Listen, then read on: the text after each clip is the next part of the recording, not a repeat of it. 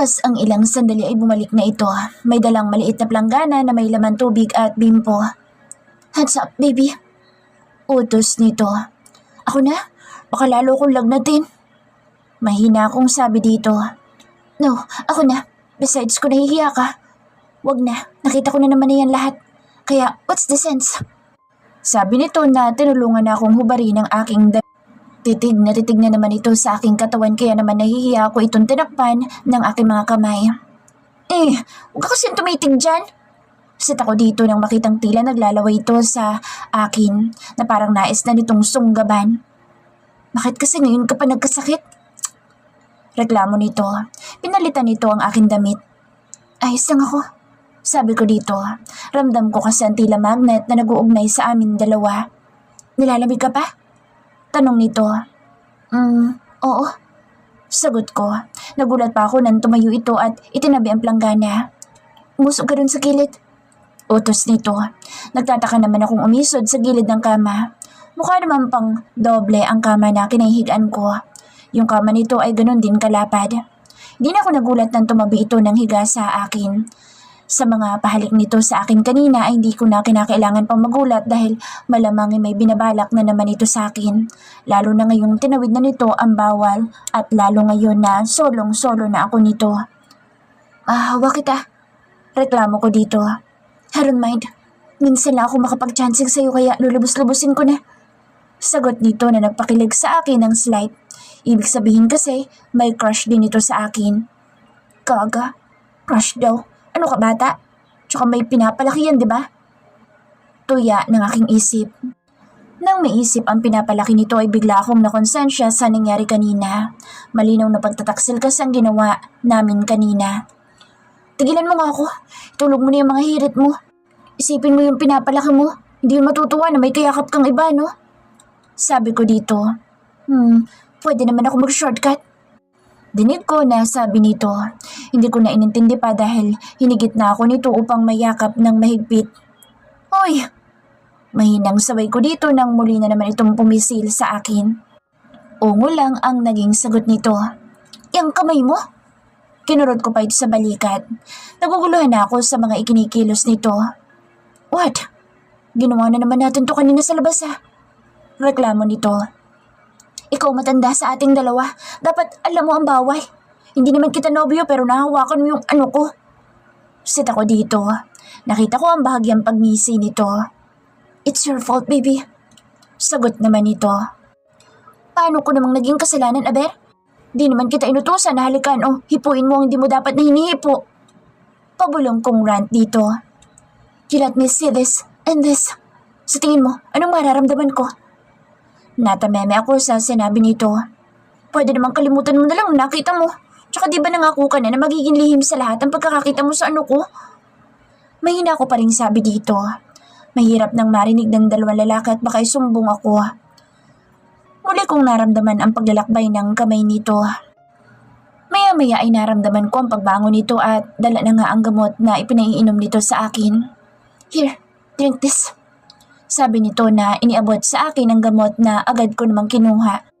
Ang bala ko ay iupunin ko lang ito sa bibig at idudura later. Ayoko kasi talaga ng lasa ng gamot kahit noong maliit pa ako at kahit ngayong dalaga na ako. "Siguraduhin mo na iinumin mo yan. May parusa ka sa akin pag nalaman kong hindi mo iinumin yan." Banda nito. Dahil nga likas na ayaw ko sa gamot ay pilit kunwari na nainom ko na. "Open your mouth." Sabing bigla nito. Hindi ko na paghandaan ang ganoon. "Nainom ko na." Sabi ko dito at hindi ko alam kung saan itatago ang gamot. Wala pa naman din ang tubig. Akma kong kukunin ang tubig mula dito nang inilayo na nito. "Open, baby. Didn't I warn you? Now, open." Sabi nito. Ayaw dumikit sa ibabaw na bahagi ng aking ngalangala ang gamot. Dumikit pa ito sa mismong dila ko. "Iinumin ko na naman talaga eh. Sumabit sa dila ko. Ba't mo nga yung tubig?" Sabi ko dito. Alam kong duda ito pero iniabot pa din ang tubig sa akin ngunit sadyang hindi ko malunok ang gamot. "Just make sure na iinumin mo, baby." Sabi nito na inaabangan na malunok ko. "Nalunok ko na. Higa ka na dun." Sabi ko dito. Kahit pilit na hinahanap niya sa aking bibig kung saan napunta ang gamot. Ngumito ito sa akin. Siyempre ngumiti din ako ngunit natigilan ako ng mapuna ang tableta na ngayon ay nasa harap ang ngipin ko na. Marahil ay lumabas nang magsalita ako. So, anong paliwanag sa gamot na nasa ngipin mo? Nakataas ang kilay na tanong nito. Hindi ko kasi kayang lumunok ng gamot eh. Tsaka gagaling naman ako kahit wala yan eh. Reklamo ko. Kung halik lang naman ay paparusan nito sa akin ay ayos lang. Nanamnamin ko na lang ang tamis na dulot noon sa akin.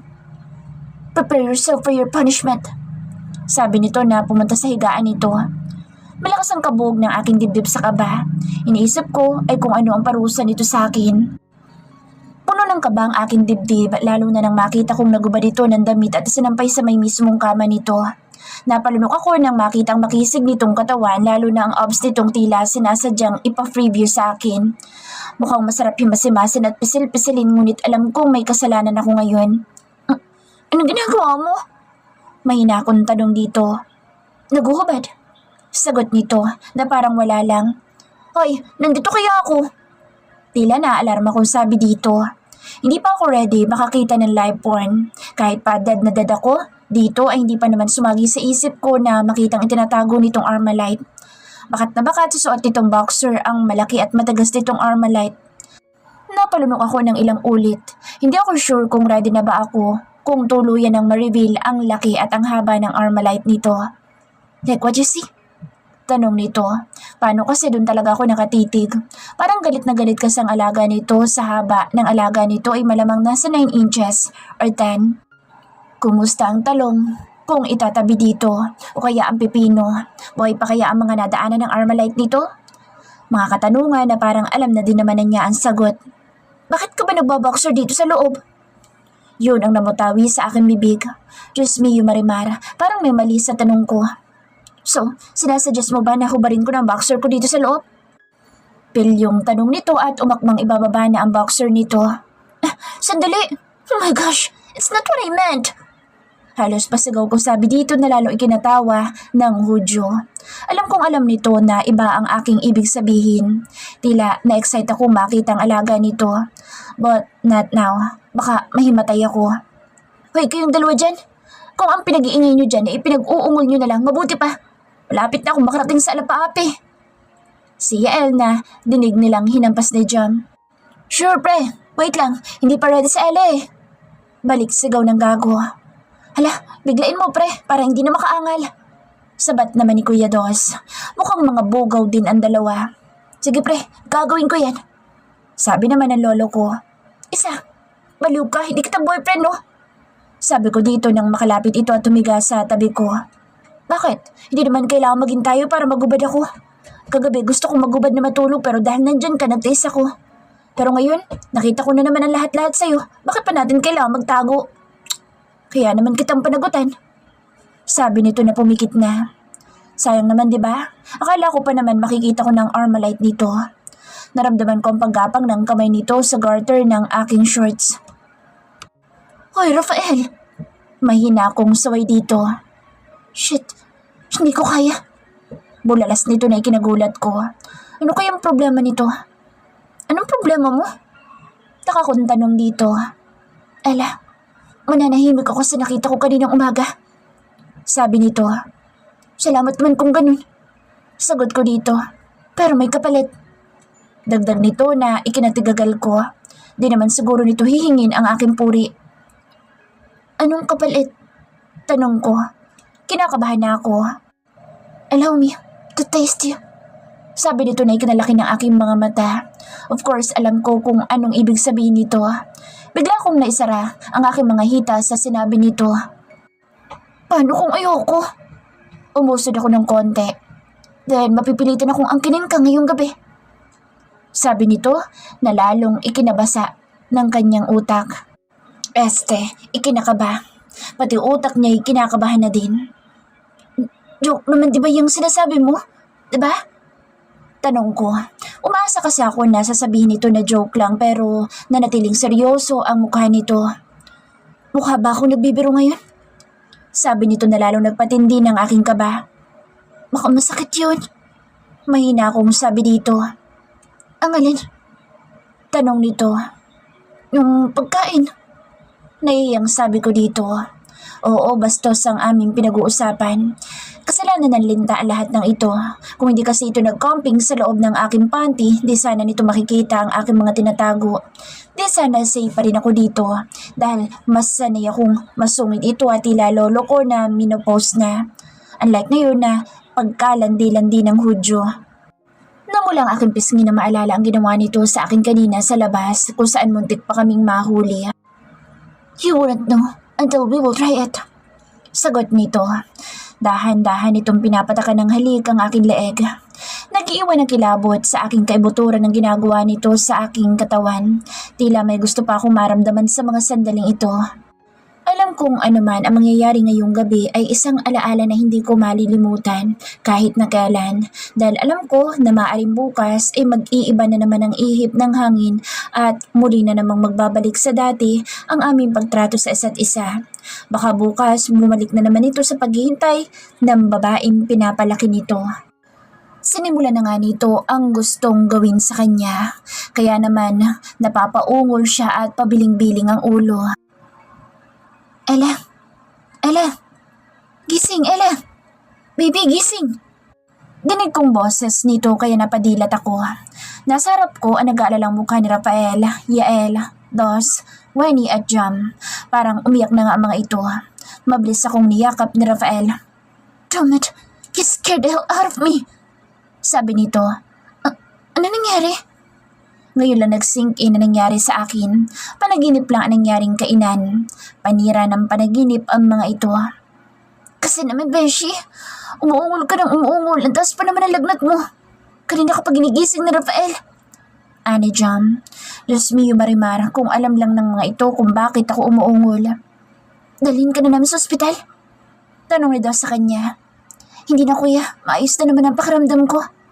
Sabi ko sa mga ito. Sigurado ka? Wala bang masakit sa'yo? Tanong ng lolo nyo. Kung alam mo lang lolo, naku nakarating ka na sa himaya sa aking panaginip. Tirik na tirik ang mga mata mo kagaya ng pagkakatirik ng Armalite mo. Napangisi ako sa naisip. Nakita ko na naman ang pagkakunot ng noo ng mga kasama niya sa aking ginawi. Marahil ay nagtataka ang mga ito sa aking ginawang pagngiti. What? Darn it, you're creepy! Usal ni Yael na tila nahintakutan. Hinampas ko naman ito ng mabilis. Natatawa lang ako sa inyo. Para kasi kayong ewan. Ayos lang ako, promise. Sabi ko na itinaas ko pang aking kanang kamay. Mukha pa ring duda ang mga ito. So, pwede na kami ulit matulog? Tanong ni Wenny. Pwede, Besh. Para namang matutulog kayo. Biro ko sa kaibigan. Pinisil naman ni Kuya Dos ang aking ilong. Alaga ka na nga. Pwede ka nang pitasin. Alam mo na ginagawa namin Biro ni Kuya Yael na ikinatawa ko lang. Matagal na akong talaga, no? Hirit ko pa. So paano matutulog na kami, Besh? Ani Jam na akbay na ni Kuya Yael. Magulo din ang sitwasyon ng kaibigan ko ngunit alam ko na ayos na ito kay Kuya Yael.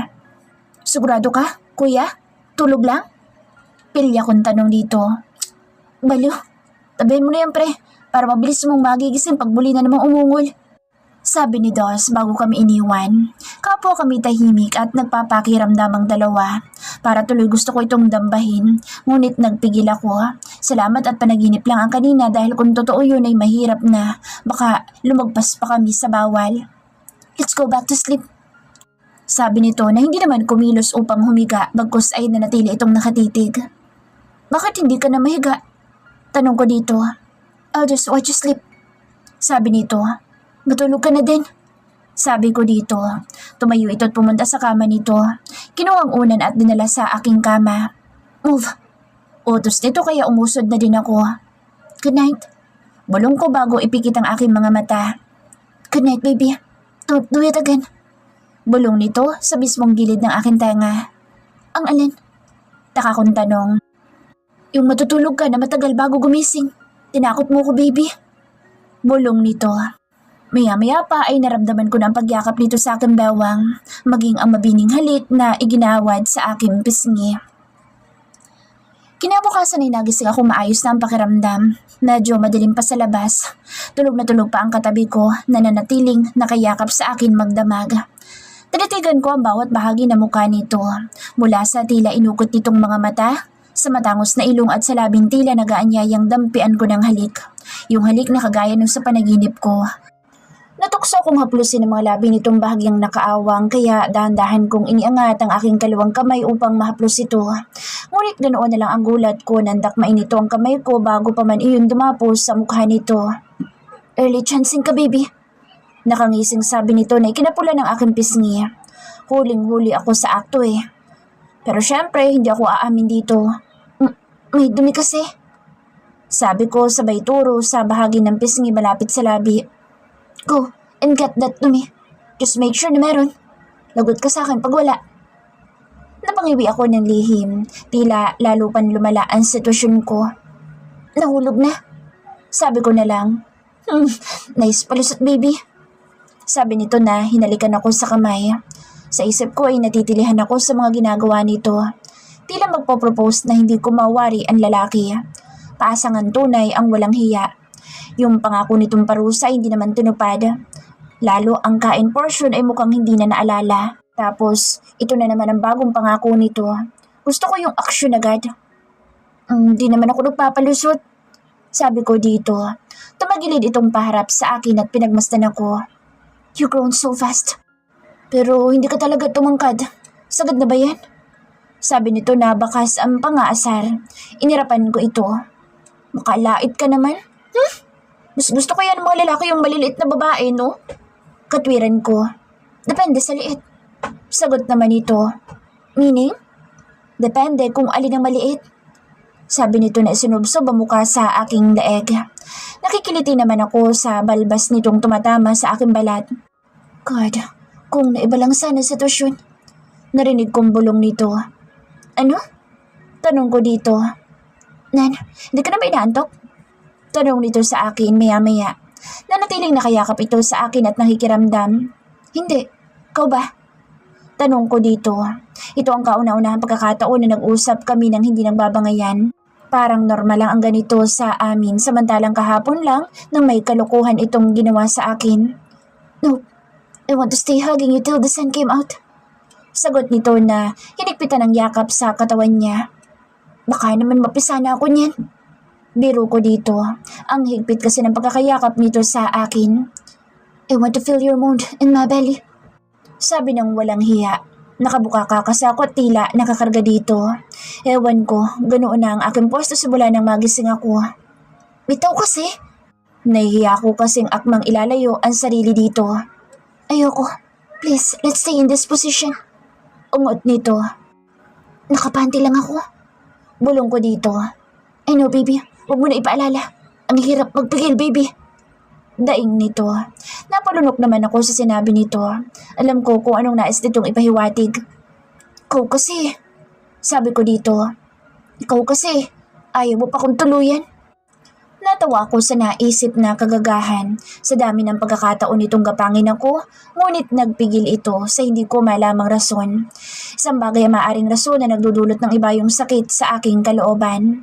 Maaaring nagpipigil ito upang hindi magkasala doon sa babaeng pinapalaki nito. Sa sobrang pagmamahal nito sa babae ay hindi nito napapansin ang ganda ko. Someday, aabutin tayo sa ganoong sitwasyon. Sabi nito.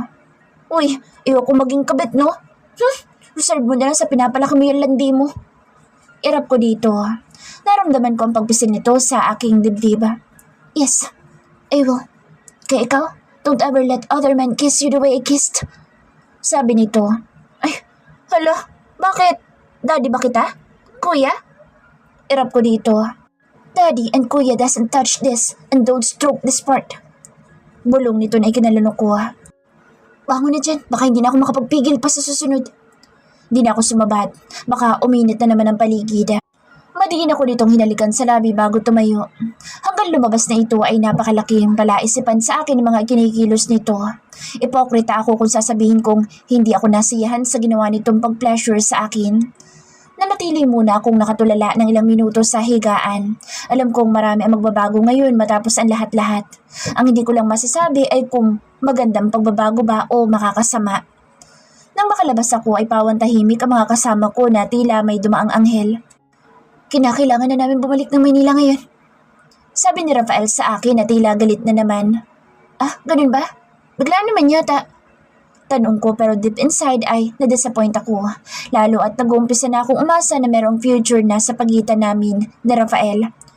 Oo, Ella. May nakaalam kasi na nandito kami. Ani Kuya Yael na sumulyap sa seryosong si Rafael. Eh ano naman kung nandito kayo? Tanong ko. Nagkibit balikat lang si Kuya Dos. So, sasabay ka ba sa aming paluwas? Tanong ni John. Nakakahiya naman kay Yaya kung aalis akong hindi nakakapagpaalam ng personal. Hintayin ko na lang muna siya. Sabi ko. Bigla ay naging malungkot ako. Mag-iisa na naman ako. Ngunit pilit kong pinasigla ang aking sarili. Isang makapugtong hiningang halik ang iginawa dito sa akin nang mapag-isa kami bago sila umalis. Ingat ka dito. Sunod ka agad pa uwi na Manila. Bili nito bago umalis. Mag-iingat ka dito. Sumunod ka agad pa uwi na Manila. Bili nito bago umalis. Kayo din, mag-iingat sa biyahe. Sabi ko sa mga ito na kumuwi pa ang mga ito sa akin. Abroad feels.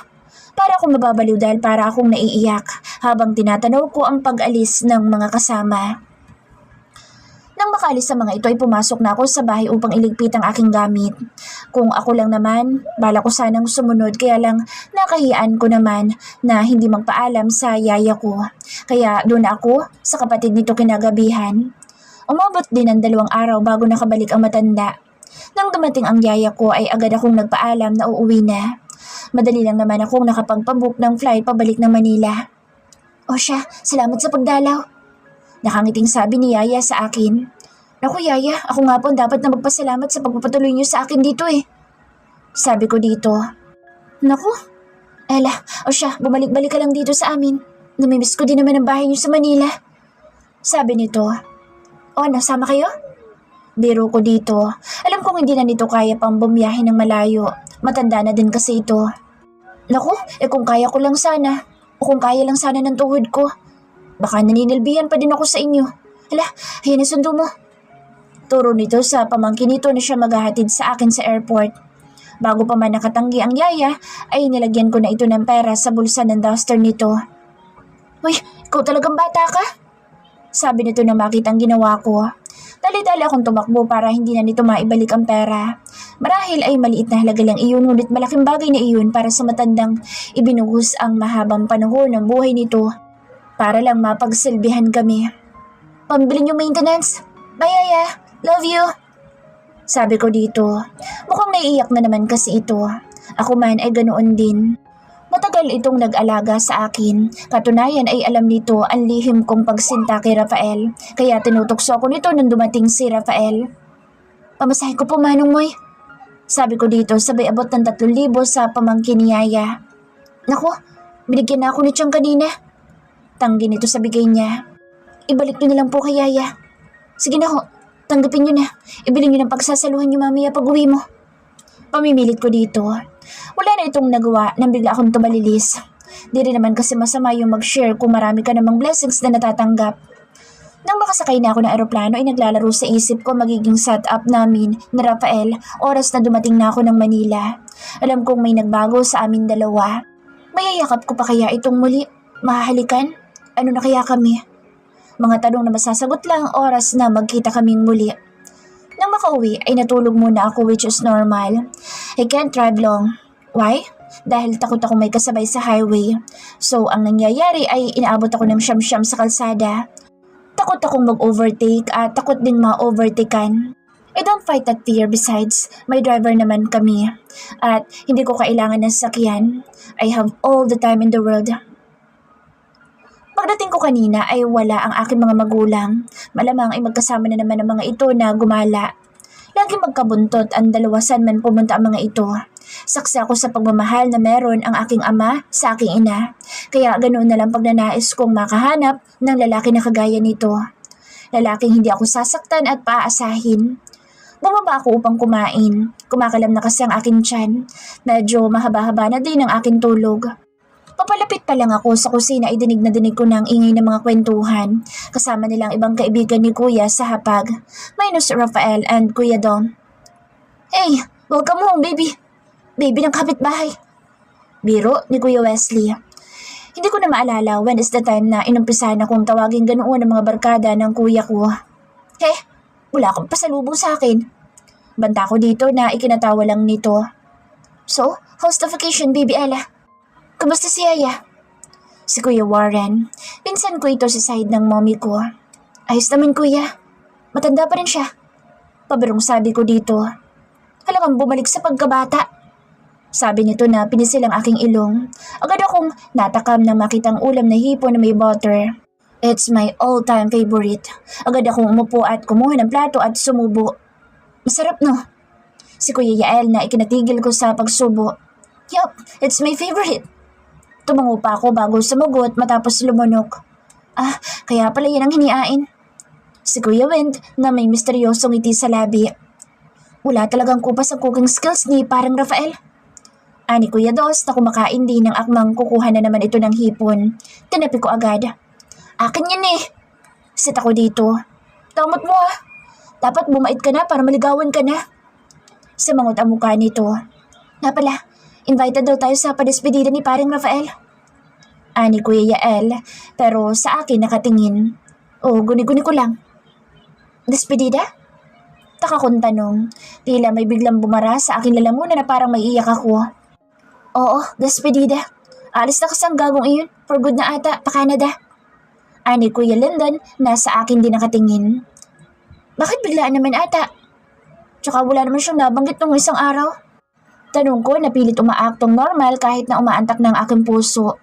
Kunwari tuloy pa din sa pagkain kahit medyo hindi ko na malunok.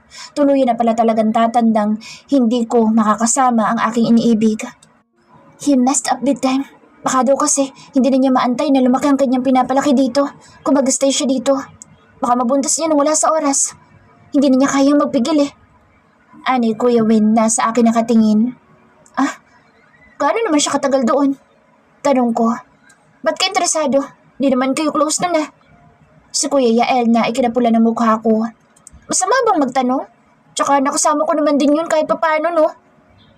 Thankful kasi hindi ako nautal. Sa bagay, forever na ata Sagot ni Kuya Lyndon. Alam ko na iiyak na ako anytime kaya uminom na ako ng tubig. Tumangutang muna ako. Baka daw kasi mabuntis niya yung batang-bata pa niyang pinapalaki dito. Ani Kuya Dos. So mukhang nakita ito at ang pinapalaki nito kahapon o nung isang araw. Gusto kong mainis sa lalaki. Matapos pala ang lahat ng pananansyong nito sa akin ay wala lang pala ang mga iyon sa lalaki. Ramdam ko ang kirot at hindi ko na kayang magsalita nang hindi pumipiyok. Pero kung ako si paring Rafael, tutuluyan ko na. Para diba, mabuntis ko man, kaya naman panagutan. Si Cairo. Nga lang ay hindi pa handa ang babae. Sabi ni Kuya. So ang main reason kung bakit hindi natuloy ang kasal ay dahil sa babaeng pinapalaki nito. Kung kaya naman ay mas ginusto nitong magtago sa Palawan ng pansamantala upang magtago muna. Nang tumayo na mga ito, nag-excuse na ako. Kunwari ay may tinatawagan pero agad akong pumasok sa kwarto ko at impit na umiyak. I know, I am so coward to let him know how I felt for him. So afraid of rejection at alam ko na kahit gaano katagal ang lilipas, ay ito at ito pa din ang laman ng aking puso. Nang may masimasan ako ay nagtrabaho na ako. Kung kinakailangan na i-divert ko ang aking atensyon sa ibang bagay, ay gagawin ko. Nang matapos ang aking unang ginagawa ay pinasa ko na agad. Yun na lang naman ang aking kinakailangan na ipasa this month, meaning pwede na naman ako na maglakwat siya ng matagal. I need another vacation. Yes, nagkapag-asa ako nang hindi matuloy ang kasal nito pero agad ding gumuho ngayon. Sana pala pinikot ko na nung nasa Palawan kami. Kahit sana isuko ko na lang ang Bataan o kahit ang buong Pilipinas ko para maging akin lang ito. Pero dahil duwag ako, hinayaan ko itong mawala sa akin. Ngayon, another pain awaits. Kung sana'y naging kasintapang ko si Rich upang habol-habulin ang mahal ko, baka sakaling hindi ako nagdurusa ngayon. Kasi malamang kung umpisa pa lang ay tinanggihan na ako nito, ay makakamove on na agad ako. Hindi yung ganito na tila naguguluhan ako. Gusto ko na prangkahin ako nito. Yun bang sabihin nito na wala ng pag-asa na maging kami kahit kailan para naman makahanap na ako ng kapalit nito. I read a novel after until I read something on that book. I surrendered my virginity even if he is not mine. Yun ang nabasa ko sa baba ng cover nito. Medyo may kalumaan na ang libro. Sa pinsan ko yun at nabasa na ng ilan, kaya na-erase na ang title. Binasa ko ang libro. Nang matapos ako sa libro, ay tila may ideya na pumasok sa isip ko. If this is the last time to let him know my existence, then I will grab this opportunity, even it will cost my virginity. Besides, I can't imagine myself giving it to other guy. I know, this is terrible but I don't care anymore. Kabado man pero sa isip ko, this is the last chance. Kung dumating man ang time na wala akong maging asawa, then I won't die virgin. At least, I did it with the man I loved.